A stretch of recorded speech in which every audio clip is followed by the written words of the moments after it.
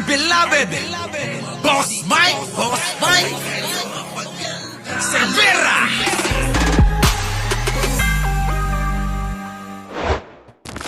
Lahat naman tayo, big Kita nyo mga kababayan, no?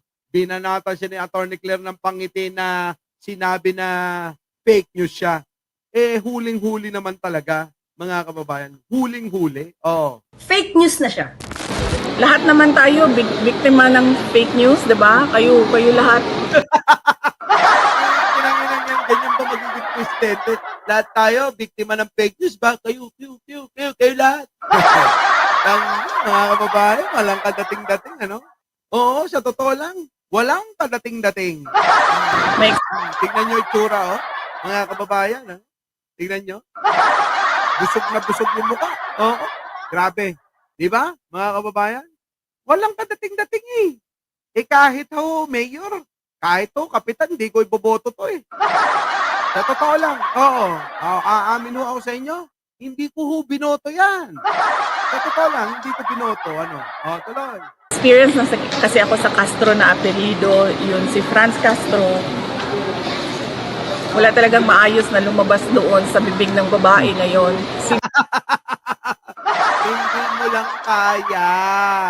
Si Franz Castro, tinutukoy niya dyan eh. Tapos mapupunta sa kay Atty. Claire eh. Hindi mo lang kaya yung utak niya. Surrender eh. Oo eh, sumusurrender ho yung utak ni Sarah. Pagdating kanino kay Franz Castro. Tapos eh, gusto mo pang ibaling kanino? Kay Atty. Claire Castro. Eh lalo na. Aba, eh baka mag-overheat yung utak mo. Oo, di ba? Mag-overheat ho yung utak ni Sarah dyan. Siguro itong pinsan niya na si Claire Castro. Kita nyo mga kababayan, fake news talaga eh. Saan mo kinuha yung information na magpinsan yung dalawa? Si Atty. Claire at saka si Franz, mga kababayan. Franz Castro, Atty. Claire Castro. Abay, sinabi pa naman magpinsan? Kanino niya kaya kinuha yung information, ano? Nag-research kaya ito? Nagbasa ng encyclopedia? O gumamit ng Google? Ha? O baka naman Bubel? Ha? Yung binasa mo, Sarah, mukhang hindi Google. Mukhang Bubel. Isama mo na rin si Noli de Castro. Ha? Sabihin mo, yun yung tatay nila. Diba? Mga kababayan? Tuloy. Ulit. Fake news na siya. Lahat naman tayo, biktima ng fake news, 'di ba? Kayo lahat. May experience na kasi ako sa Castro na apelido, yun si Franz Castro. Wala talagang maayos na lumabas doon sa bibig ng babae na yon. Siguro itong pinsan niya na si Claire Castro, kaya ganyan din siguro. Baka galing lang sila sa isang puno. So, yun pa lang, sa unang salita pa lang, sa sinabi pa lang ni Vice Presidente, fake news na siya. Hindi ko po kasin, wala po akong relasyon kay Congresswoman Franz Castro. So, kung siya mismo ang nagpapalabas nito, galing sa bibig ng isang Vice Presidente, ang maling impormasyon na ako ay pinsan ni Congresswoman Franz Castro, hindi ba nakaka-alarma yon? Dahil Vice Presidente nagsasabi ng fake news. Oo nga, fake news ka daw, Sarah. Tapos biglang kabig, mga kababayan. Biglang rebat naman si Sarah. Si Atty. Claire na daw ho, mga kababayan ngayon, ang bira ng bira sa kanya. Yan ang problema sa iyo, Sarah eh. Alam mo, Sarah, yan ang problema sa iyo. Alam mo kung ano problema? Kapag ka ikaw nabubutata sa mga kasinungalingan mo, ang tawag mo, inaatake ka. Yan ho, lagi mga kababayan ang palabas niya eh. Kapag ka ho itong si Sara Duterte, nabubutata, ang tawag niya yung pag binutata nyo siya, pag tinama nyo siya, tawag niya ron, pang-aatake. Eh baka naman inaatake ka lang ng sakit mo, Sara. Hindi talaga sila. Di ba? Hindi ka inaatake ka lang ng sakit mo. Eh baka mamaya hindi ka nakainom ng gamot mo, kaya ganun. Nag-iisip ka ng, minsan mabilis, minsan mabagal. Ibig sabihin, mga kababayan, hindi normal yung pag-iisip niyan. Kaya ganun, mabagal, mabilis, mabagal, mabilis. Oh, 'di ba? Hindi man lang ma-permis mga kababayan, ano? Oh, hindi ma-permis ho yung pag-iisip ni Sara eh.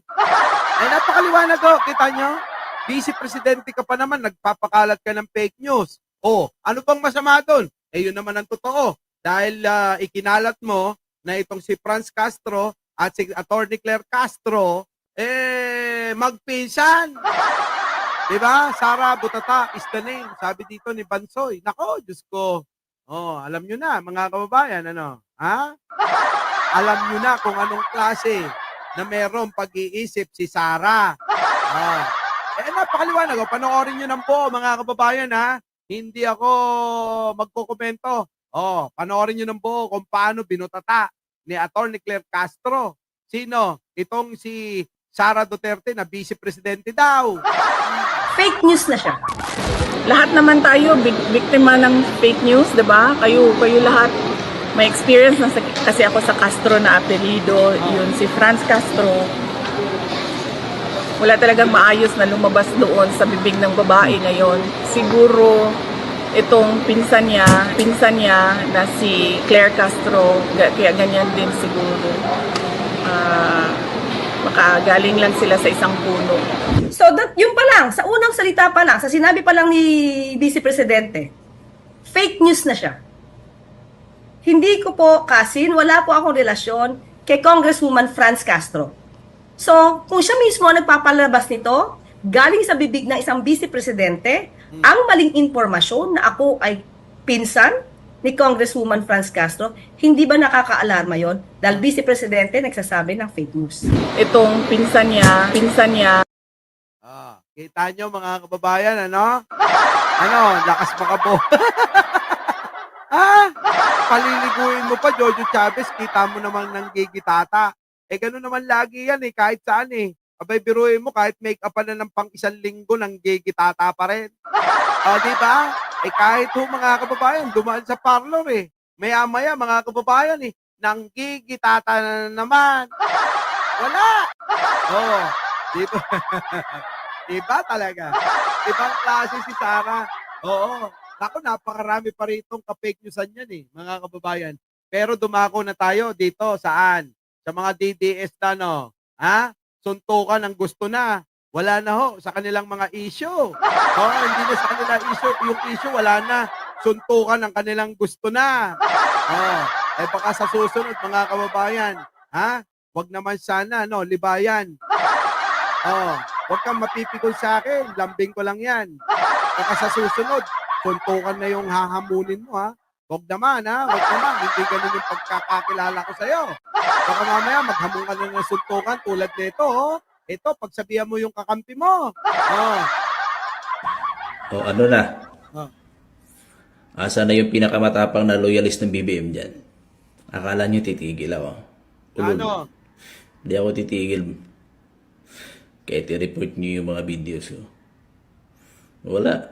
Wala naman Wala namang pinakamatapang pala Kita nyo? Iyakin pala lahat na mga BBM loyalist Nako, iyakin pala tayo Hindi kayo ubra sa akin mga boy. Tignan nyo. Kahit saang larangan pa yan. Hindi kayo ubra sa akin. Kita mo, saan larangan daw. Tara nga, pagalingan tayo maggupit. Baka gusto mo, partidahan kita kahit nakapikit. Sa totoo lang, mga kababayan. Abay, pagka naggupit ako, hindi kakayanin nito. Abay, gumagamit ako ng apoy. Gumagamit ako ng itak. Gumagamit ako ng balisyong. Abay, gumagamit ako ng blade, mga kababayan.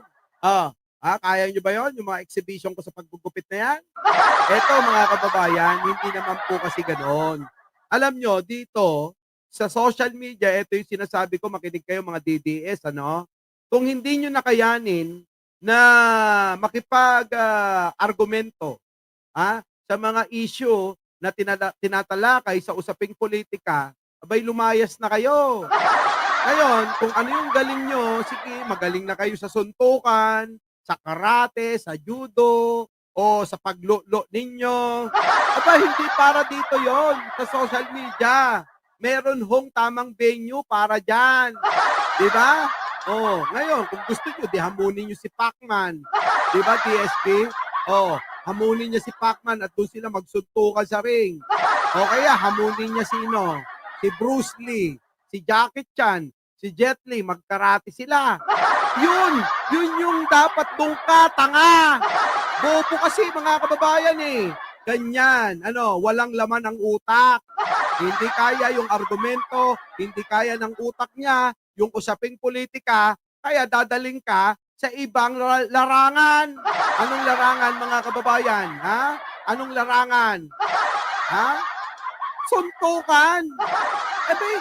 Suntukan ba ang labanan sa politika? Hindi naman. Kung hindi dito sa politika ang pinag-uusapan, yung mga katwiran at kung ano yung mga opinion mo, kung sa swak, saan, sa mga issue na nagaganap sa usapin na to.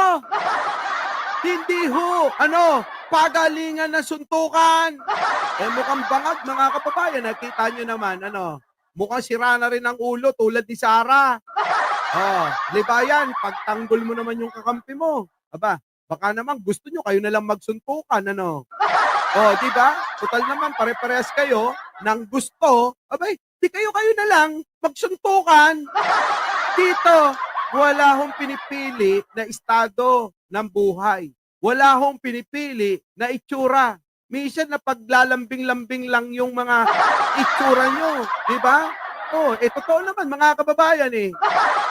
Eto bangag eh. Bobo, tanga. Ito ho yung katunayan ng mga DDS, tatanga-tanga.